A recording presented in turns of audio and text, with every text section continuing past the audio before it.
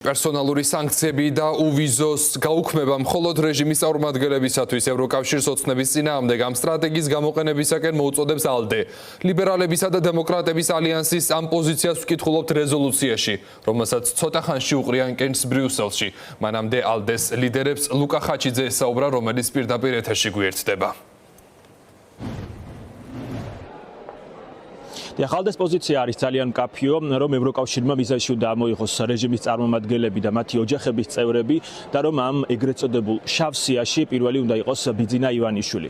ალიანსის წევრები ფიქრობენ, რომ სწორედ ფინანსებისათვის რისკის შექმნა, დისკომფორტი და ევროპულ დასავლურ სიკეთეებთან დამშვიდობება იქნება ის, რაც რეჟიმს ყველაზე მეტ დისკომფორტს მოუტანს.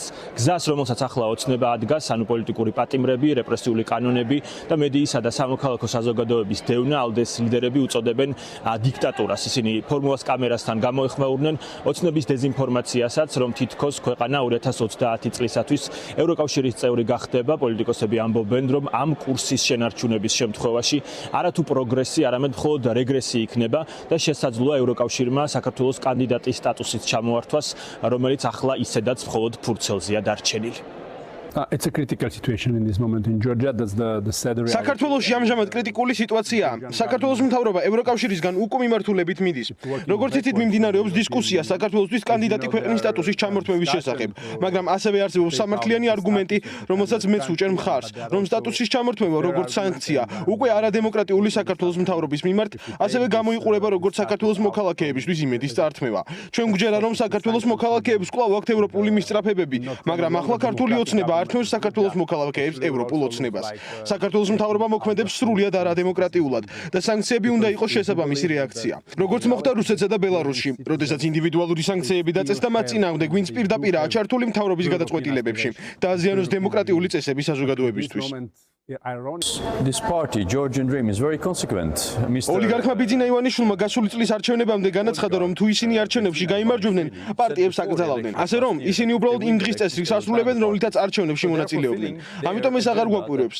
ქვეყანა ღიად იქცევა დიქტატურულ სახელმწიფოდ. მოუწოდებთ მათ თავი შეიკავონ ძალადობისგან მომიტინგეების მიმართ. ვაკრიტიკებთ ამას ყველა ფორმატში და მოუწოდებთ პატივისცემ ქართველი ხალხის ნებას. ქართველ ხალხს სურს გახდეს ევროკავშირის წევრი სახელმწიფო. ამისთვის კი აუცილებელია დემოკრატიული პროცესების პატივისცემა. საკმაოდ მოსალოდნელია, რომ ოცნების ლიდერები იზოლაციაში მოხვდნენ. მათ შვილებს ვეღარ მოინახულებენ ევროპაში. ბევრი მათგანი ევროპაში სწავლობს, ბევრიც იქ ცხოვრობს. ანუ ქართული ელიტა ცხოვრობს ევროპაში.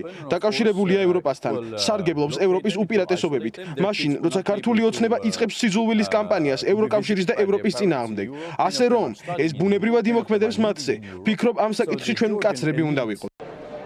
ALDE კრიტიკულ რეზოლუციას საქართველოს შესახებ ცოტა ხანში მიიღებს. ფორმულა გაეცნო დოკუმენტის იმ ვერსიას, რომელშიც დიდი ალბათობით აღარ შევა ცვლილებები. რეზოლუცია ოცნებას უწოდებს რეჟიმს და მოუწოდებს გაათავისუფლოს პოლიტიკური პატიმრები და დანიშნოს ახალი საპარლამენტო არჩევნები. რაც შეეხება სანქციებს, ის რაც ჩვენი რესპონდენტებისგან მოისმინეთ, ანალოგიურს იმეორებს ეს დოკუმენტი, სადაც ვკითხულობთ, რომ ევროკავშირმა მიზანში უნდა ამოიღოს ოცნების რეჟიმი, მათ შორის შენგენში შესვლის აკრძალვის გზით.